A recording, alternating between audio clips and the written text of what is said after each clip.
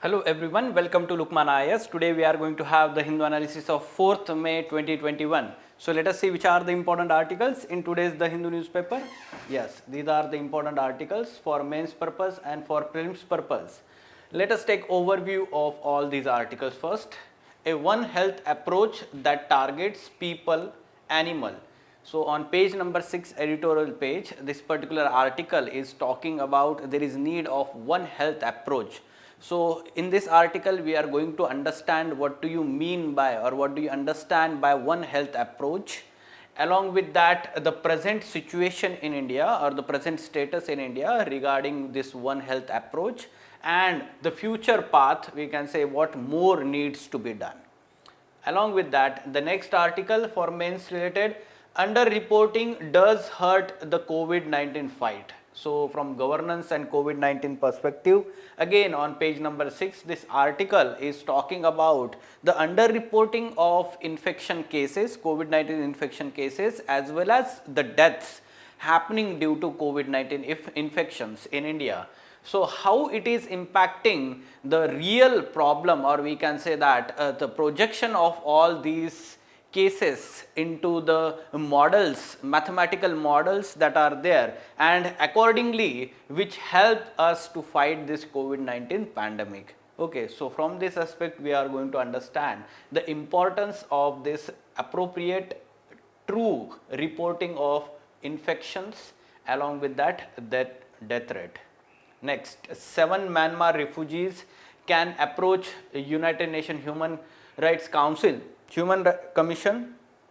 Okay, so basically it is the verdict of Manipur High Court in India that is talking about that the Myanmar refugees who have taken the refuge in Manipur recently due to the military coup in Myanmar and the political persecutions. So the article is mentioning about different articles like article 21, right to life and personal liberty. Along with that, some United Nations or international conventions it is talking about. So accordingly we are going to take input here from polity and international relations part. Okay. Next, NHRC. So one of the acting, let's say, chairperson have been appointed for NHRC now. So National Human Rights Commission. So basics about this, like statutory bodies, important statutory bodies and constitutional bodies, they are important for our prelims examination. So basics about the NHRC body, how it is constituted, composition, and then the term and tenure of its chairperson, members, other some aspects related to NHRC. And lastly, some COVID-19 related developments at national stage. Okay. So let us go into details of all these articles. First article, it is talking about the One Health approach. Okay. Let us try to understand the meaning of One Health approach. Up till now, what we have seen is the health approach in silos, that is the health, public health or health related to human and health of animals or overall health of environment. We have seen the approach towards the health of animals and health of people, human beings in silos, or we can say separated. However, we have to acknowledge the interconnectedness that is already there between the health of animals and health of people. Okay, and this has been increasingly seen from the spread of zoonotic diseases, along with that anthropozoonotic diseases transferred from people to animals. So there is continuous transfer of these viruses from animals to people, people to animal due to man-animal interactions that is happening. So that's why we have to acknowledge this interconnectedness, and when we acknowledge that interconnectedness, then we call it as a One Health approach. Now at the world level, there is continuous talk about the One Health approach. United Nations Environment Program, along with that World Health Organization has devised some One Health strategy, and from that India is also taking certain inputs here. Some facts we have to look into here, that more than 2/3 of existing and emerging infection diseases are zoonotic or anthropozoonotic that can transfer from humans to animal. Okay, so for example, the recent ones, Nipah virus, Ebola virus, severe acute respiratory syndrome, SARS, then Middle East respiratory syndrome, MERS, avian influenza, at the same time the recent one COVID-19, SARS-CoV-2, which is called as SARS-CoV-2 virus. All of them, to some extent, they have transferred or migrated from the wildlife or animals to humans. Okay, so you can mention these examples. Now, the present framework in India to deal with, let's say, or we can say, moving towards One Health approach. Yes, we have this National Standing Committee on Zoonosis established in 1980s itself. However, this year the funds were sanctioned for setting up of a Center for One Health in Nagpur, Maharashtra. Center for One Health. Along with that, we have Department of Animal Husbandry and Dairying, DAHD, launched National Animal Disease Control Program. Under this, mouth and foot diseases or other such animal diseases, cattle diseases are being controlled, and the animals are being vaccinated for many such viruses, viral diseases. Along with that, now DAHD will soon establish One Health unit within the ministry. Okay, so this is good thing that we are moving towards this One Health approach. What is the future path? Now, to achieve the targets under One Health vision, efforts are ongoing to address the challenges pertaining to. Okay, which are these challenges? Veterinary manpower shortage, first. Second, the lack of information sharing between human and animal health institutions. Second. Third, inadequate coordination on food safety at slaughter, distribution and retail facilities. This is third one. Okay, so these are the challenges. We have to deal with the challenges so as to achieve this One Health vision. These issues can be remedied by consolidating existing animal health and disease surveillance systems. Okay, this is very important terminology, disease surveillance system. Okay, so this is important for our COVID-19 pandemic that is going on, to deal with that pandemic also. Now, what kind of question we can expect here? What do you understand by One Health approach? Discuss its need and challenges involved in its application. So, these are the challenges. You can say that need explain that the 2/3 of existing and emerging infections, including SARS-CoV-2, that is the COVID-19 virus, all of them are migrating from the wildlife to human beings. Along with that, we have to also understand that as the population is growing day by day, we are basically encroaching into the wildlife habitats. This wildlife habitat is being destructed, fragmentation of wildlife is happening, be it for construction purpose, settlement purpose, or we can say extraction of minerals, right. So, because of that, what is happening is there is continuous interaction with the wildlife. Now, wildlife is, we can say that the storehouse of many such viruses, and that is why in future India may face many such pandemics unless and until we strengthen this animal health and disease surveillance system and adopt this One Health approach. Okay, this is the need, and then the challenges are these challenges. Okay, so One Health approach, we can expect the essay topic also in essay paper, because it integrates health, environment section, governance aspect is also involved. Okay, so all these things are involved.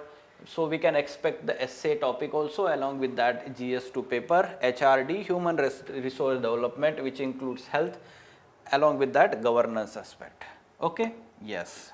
Now, moving on, under-reporting does hurt the COVID fight. Now, we have to understand why it is hard to capture all COVID-19 infections and related deaths in India. Okay, under-reporting means under-reporting of infections, COVID-19 infections, as well as under-reporting of deaths related or happening due to COVID-19. Okay, So why it is difficult to capture all these infections and related deaths? The reasons can be asymptomatic infection, barrier to testing due to cost and travel time, reluctance to get tested due to COVID-19 associated stigma, the social factor, then limited availability of tests, obtaining a false negative test. Yes, there can be error in the testing also. Even RT-PCR is not having, let's say, more than 95% accuracy. So limited availability of test, we can see that in Delhi, as the cases are increasing, in last 2-3 days the testing has dropped significantly, and accordingly we have seen the number of cases declining in last 2-3 days in Delhi. But this should not be the way forward. According to experts, the testing should be continuously increasing as the cases are increasing. This gives the real picture to those working in R&D, research and development. They will get the true picture, how many, let's say, how much proportion of the section of the population is getting infections, and accordingly it will help to devise the effective strategy by the government.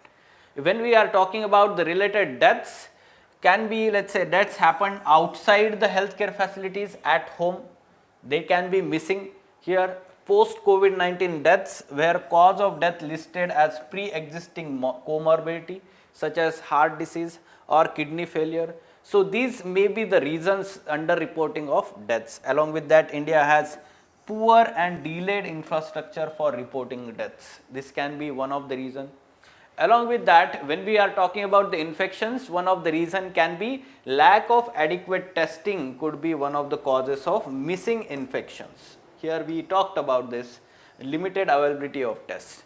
So this is one of the major factor. For example, in Delhi, this is one of the major problem, because the positivity rate, that means among, let's say, total 100, let's say, tests that are conducted, how many of them are resulting into positive results?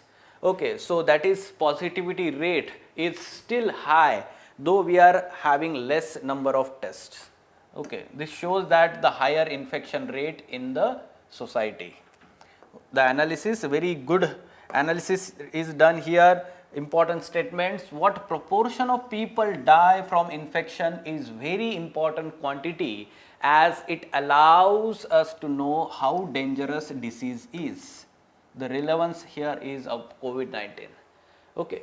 A high number of infection being caught by the health system shows a successful surveillance strategy. Okay.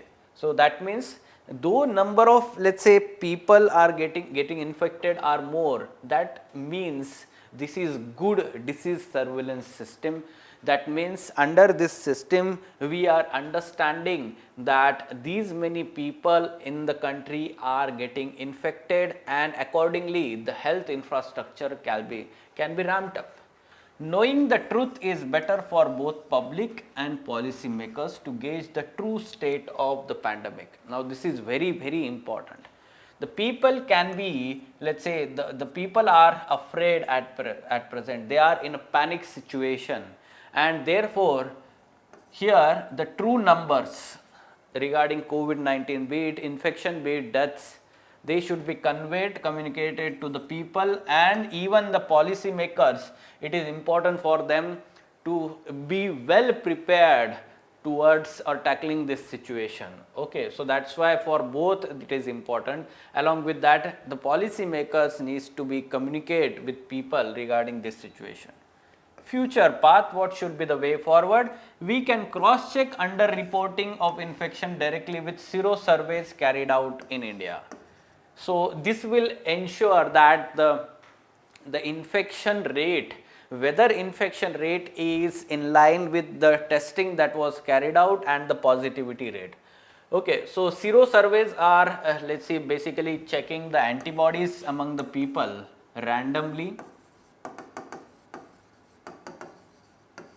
from the sample surveys. This is called as sero surveys. Antibodies and their amount is checked here, Along with that, a way to capture holistic effect of COVID-19 will be to perform a proper excess death calculation where demographers can take the number of people who die from any cause in a given region and the period and compare the same with historical trend based on the past few years and come up with a difference of observed and expected number of deaths. This can be done before 2020. We can understand that whatever the deaths are happening and the reasons for death, and after 2020 last March to present time, what are the reasons for death and the number of deaths that are happening, and accordingly we can understand the projection, the increase in death rates due to COVID-19. Okay. So, this method has been followed in the western countries including US and UK. So, yes, this is also a way forward to understand the present situation. What kind of question we can expect here? Explain the significance of effective disease surveillance system with special reference to COVID-19 pandemic in India. Now, this is very important, disease surveillance system. This includes testing, this includes reporting of deaths according to, let us say, the causes of deaths. Okay. And then we can also say that it includes both the animal health as well as the human health aspect. So, this particular surveillance, disease surveillance system is very important. Okay. So, accordingly you can explain the significance by giving reference to COVID-19 pandemic. Okay. Next, yes, 7 Myanmar refugees can approach UNHCR. Okay. So, basically it is the verdict given by High Court of Manipur that allowed 7 Myanmar nationals who entered India secretly following February military coup to travel New Delhi to seek protection from UN High Commissioner for Refugees, UNHCR. Okay. Along with that, the High Court has said that though India is not party to UN Refugee Convention, that is 1951, and the Protocol 1967, the court observed that country is party to Universal Declaration of Human Rights 1948, along with that International Convention on Civil and Political Rights 1966. Therefore, basically this convention has implicitly mentioned the principle of non-refoulement. What do you mean by principle of non-refoulement? It is the principle under international law that the person fleeing from persecution from his own country should not be forced to return. Okay, this is principle of non-refoulement. Along with that, the High Court has said that the far-reaching and myriad protection for afforded by Article 21 of our Constitution as interpreted and by our Supreme Court time and again would be, it encompasses right to non-refoulement also. Okay. So, this is a broader, let us say, interpretation of Article 1 and fundamental rights provided there by this High Court of Manipur. Okay. So, this is the positive approach taken by the judiciary. Along with that, we have to also understand the issues involved regarding refugees in India. Yes, what are these issues? First and foremost, the legal issues. At present, there is only one act, Foreigners Act 1946, that deals with refugees as well as illegal migrants along with the asylum seekers. All these are clubbed together under definition of foreigners. There is no separate definition of what constitute a refugee, what constitute a migrant. However, we have to understand that refugees are very much different section of people, group of people than the migrants. Okay, refugees are those people who are fleeing from the home country on the, let's say, when there is a, when they are afraid of, let's say, loss of life, their own life, or we can say there is threat to their own life in their home country. However, refugees are those people basically migrating sorry, not refugees, migrants are those people who are shifting from their home country to other country in search of better standard of life, or let's say employment opportunities, good health, or all other conditions. So that's why we need to, let's say, categorize them, group them, define them separately. This is the legal issue. Along with that, there is a ad hoc approach taken by the government to deal with refugees, because in past government has allowed refugees to stay in the country. For example, in 1960s we have seen that India allowed Tibetan refugees in India. Now at present India is actually deporting Rohingyas refugees and not allowing the Myanmar refugees in the northeastern boundary on boundary states. Okay, so this is the ad hoc approach. Along with that, the international issues, international legal issues we can say, or other issues. India is not party to the UN Convention on Refugees 1951 and the Protocol under it 1967. However, India is party to Universal Declaration of Human Rights 1948 and other such let's say covenants like International Covenants on Civil and Political Rights 1966. Similarly, regarding child rights, that covenant also.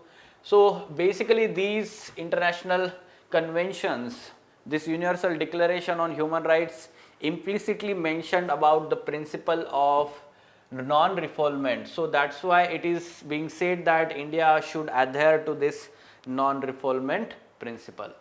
Along with that, there are some ethical issues involved here. What are the ethical issues involved here? Like ethics in international relations. This is syllabus topic in GS4 paper, ethics paper, and human values. Human values of dignity and respect is being denied to the refugee. Human value of, let's say, a value to human life, this is also very important, human value, respect to that human life.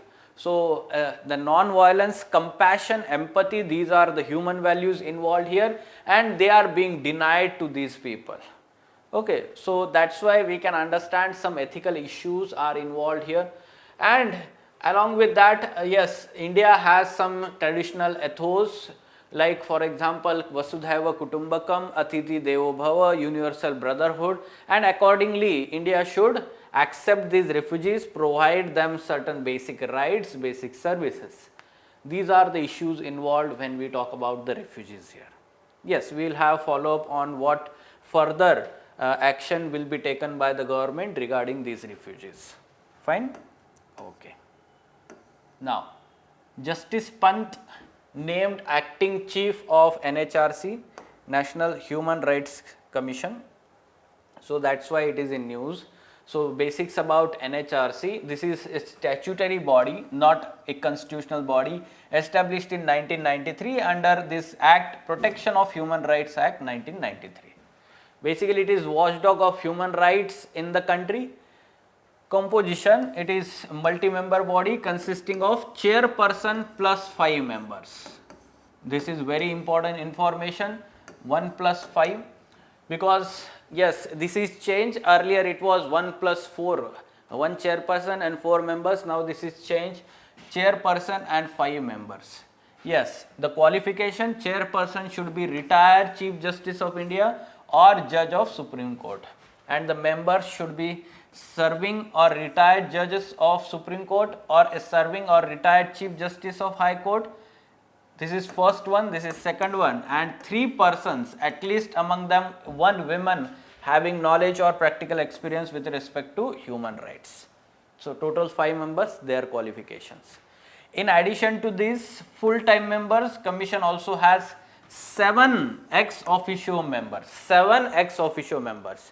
These are the chairpersons of National Commission for Minorities, SCs, STs, backward classes, women, okay, and for protection of child rights, and lastly Chief Commissioner for Persons with Disabilities, the 7 ex officio members. The chairpersons and members are appointed by President on the recommendation of 6-member committee consisting of Prime Minister as its head, then Speaker of Lok Sabha, Deputy Chairman of Rajya Sabha, not Chairman, Deputy Chairman of Rajya Sabha, leaders of opposition in both houses of Parliament, Lok Sabha and Rajya Sabha, and Union Home Minister. These are the 6 members of this committee. So this is also very important. Already UPSC has asked question regarding this. Next, when the sitting judge of Supreme Court or sitting judge of High Court is being appointed, it is appointed only after consultation with Chief Justice of India. The term 3 years or until they attain 70 years, whichever is earlier, both chairperson and members.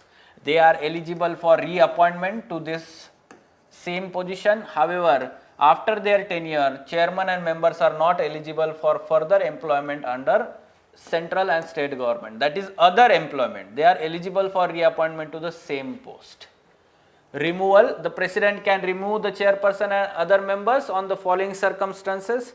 Yes, there is no need to remember about this, but this important provision that they can be removed on the basis of misbehavior, proved misbehavior or incapacity. However, in this case, the president has to refer the matter to the Supreme Court for inquiry, and after such inquiry, the particular chairperson or member can be removed by the president.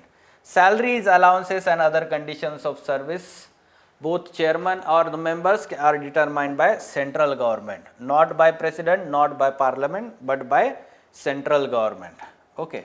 Along with that, some functions to inquire into any violation of human rights and negligence in the prevention of such violation by the public servant, either suo moto or the petition by the other people.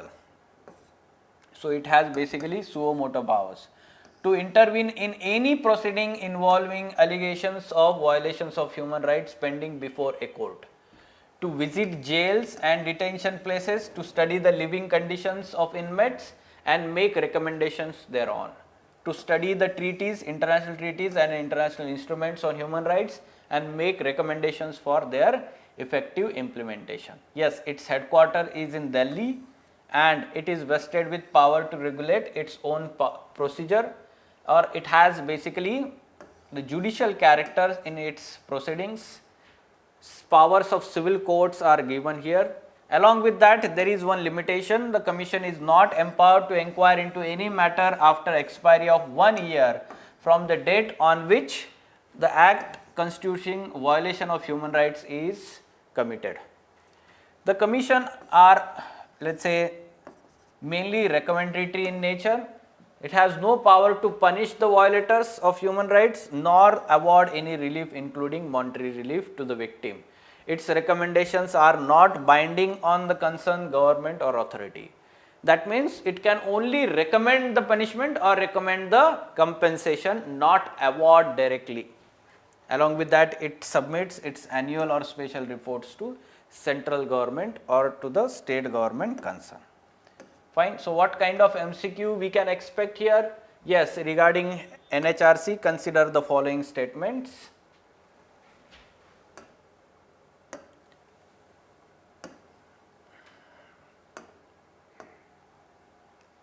Yes, first statement, commission is a multi-member body consisting of chairperson and 4 members.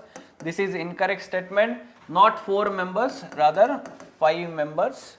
Then the term of chairperson and members is 5 years, not 5 years, it is only 3 years or until they attain 70 years. So this is incorrect. Chairperson and members are eligible for reappointment. Yes, they are eligible. So that's why answer should be 3 only. Okay. Now some COVID-19 related developments. Yes, recently Election Commission of India had moved the Supreme Court against the observations made by Madras High Court, and now Supreme Court has said that media cannot be stopped from reporting oral remarks made by judges during the court hearing. The honest and full reportage of these comments give the public an insight into whether judges are genuinely applying their minds to resolve their crisis. This is how Supreme Court told Election Commission of India. Along with that, the imports of COVID-19 relief material including vaccine, medical oxygen, remdesivir will get a conditional ad hoc GST exemption till June 30, Finance Ministry has said. But these items are already exempt from custom duty and health cess. The now integrated GST levied on such imports will be withdrawn for 2 months for relief materials being donated from abroad. Donated. Okay, it is not applicable to the material when the domestic companies are buying these or purchasing them from abroad. Okay, only foreign donations will be, let's say, these imports will be the levy free. Intellectual property governing the use of Covaxin, jointly developed by Bharat Biotech Company and ICMR, the government institution, was shared, and that's why ICMR would receive royalty payments out of sale of these Covaxins in the country or exports of Covaxin in future. Okay, so yes, this is how the COVID-19 related developments at national stage. Now, yes, these are the important articles from today's The Hindu newspaper. For further information on editorial discussion classes or ED classes, wherein in-depth analysis of mains related issues and articles is done by Ansari sir and team, you can contact Lukman IAS. Thank you.